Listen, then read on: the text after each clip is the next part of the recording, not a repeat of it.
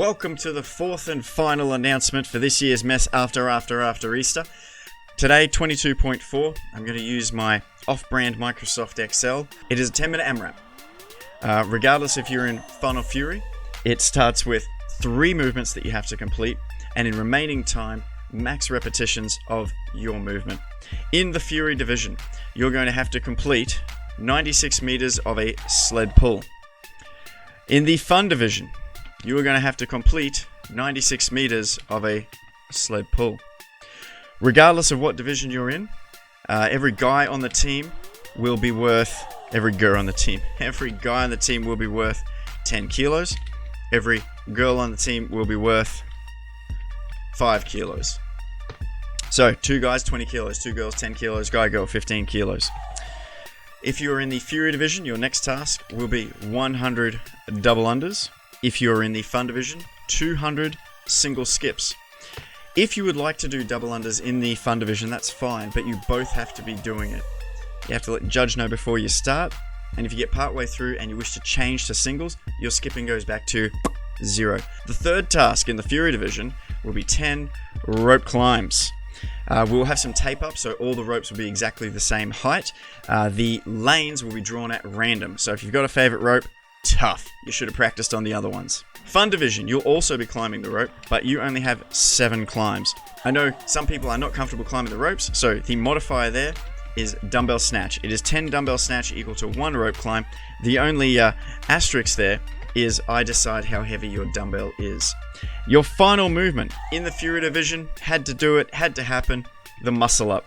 It's misspelled there, but trust me, it's a muscle up.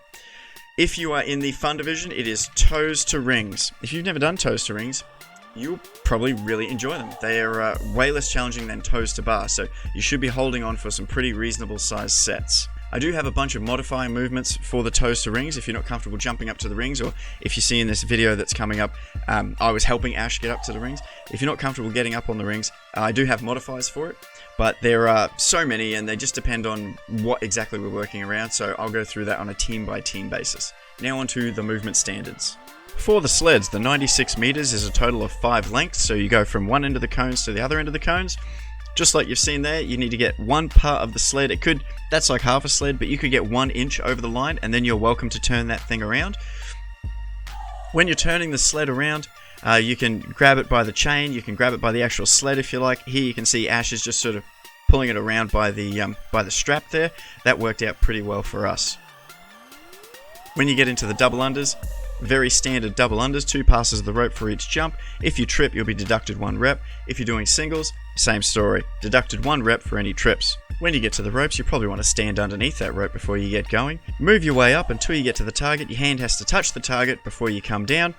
If you get down and the judge says, nah, sorry mate, I don't think you touched that one, that rep will not count. When you come down, you must come hand over hand all the way back to the ground. You can't jump off halfway up a rope. If you get to the muscle ups, there are really 2 rules here. Your feet cannot go higher than the rings, and you must lock out with your shoulders above the rings. You can't do a lockout like this, where it happens behind the rings as you fall back down. That's no good. If you're doing the toes to bar, you jump up, going through a kip motion, and lift your toes into the rings. Now you don't have to do a kip, you can do strict if you like, but unlike that one, your toes have to get in contact with the rings. 1 foot, 2 foot doesn't count. They can go through the rings, or they can contact the actual wooden handles of the rings themselves. Both count as valid repetitions. Thanks for watching this far. If you'd like to watch a full demonstration that Ash and I recorded today of this workout, stay tuned. And at the end, we've got a few minutes where we talk about how we might approach the workout differently should we do it again. Only 2 sleeps to go. Make sure you're eating and drinking just as big. If you are competing on Saturday, I still think it's a good idea to come to the gym on Friday. Just do everything low weights, nice and steady, keep the heart rate down, but you want to keep that body moving. You don't want to sit around with your nervous anxieties just pooping all day tomorrow. That's no good for anyone.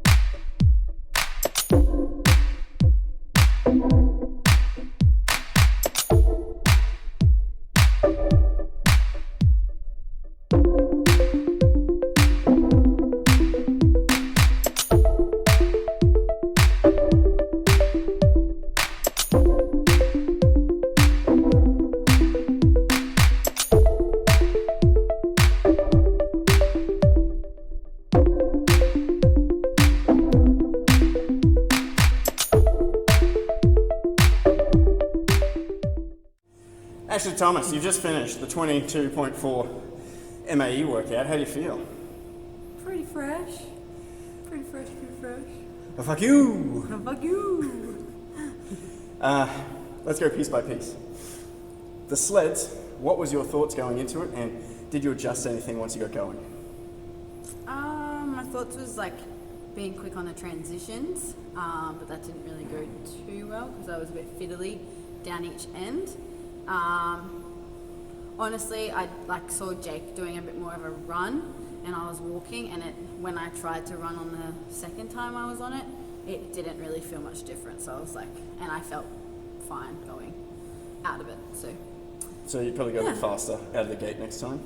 Oh no, I'm saying I didn't feel any different like walking compared to trying to run. Like it just didn't feel like it gave me that much extra. Oh, I'm with you. Like you don't feel like there was a speed advantage? No, not really.